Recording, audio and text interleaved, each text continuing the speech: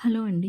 మనము ఈ వీడియోలో తంజావూరు పెయింటింగ్‌కి యూజ్ చేసే 3D అవుట్‌లైనర్స్ కోన్స్ ఎలా తయారు చేసుకుందామో చూద్దాం.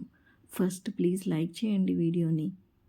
ముందు ఎనీ టేప్ అనమాట. నేను బ్రౌన్ కలర్ టేప్ యూజ్ చేస్తున్నాను. టేప్‌ని పీసెస్ లాగా కట్ చేసి పెట్టుకొని రెడీగా ఉంచండి. ప్లాస్టిక్ కవర్ ఒకటి తీసుకొని దాన్ని రెక్టాంగిల్ షేప్ అనమాట. నేను అప్రాక్సిమేట్‌గా 5 ఇంచెస్ బై 10 ఇంచెస్ 12 ఇంచెస్ అలా రెక్టాంగిల్ షేప్లో ఒక చిన్న కవర్ పీస్ తీసుకున్నానండి. దాన్ని కోన్గా చేసుకొని ముందు షార్ప్ టిప్ వచ్చేటట్టు చూసుకొని మ్యాక్సిమం టేప్ని కలర్ బయటికి రాకుండా ఉండడానికి మొత్తం సీల్ చేసేసేయండి.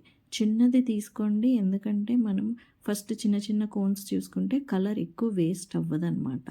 ఇది అక్రాలిక్ కలర్స్ది 3D అవుట్లైనర్. డైరెక్ట్గా దీంతో డ్రా చేయొచ్చు, కానీ సరిగ్గా రావట్లేదు నాకు. అందు గురించని కోన్స్ లాగా ప్రిపేర్ చేస్తే చాలా నీట్గా మనం పెయింట్ చేసుకోవచ్చు అనమాట. మనం దాంట్లో కొంచెం కలర్ వేసిన తర్వాత కింద టిప్ వరకు కలర్ వచ్చేటట్టు జస్ట్ ఫింగర్స్ తోటి దాన్ని అలా ట్యాప్ చేయండి. కలర్ అంతా కింది వరకు వస్తుందన్నమాట, మనకు కనబడుతుంది. దాని తర్వాత పైన మ్యాక్సిమం టేప్ అంతా పెట్టేసి అసలు బయటికి రాకుండా ఫుల్గా సెక్యూర్ చేసేయండి. మొత్తం సీల్ చేసేసేయండి.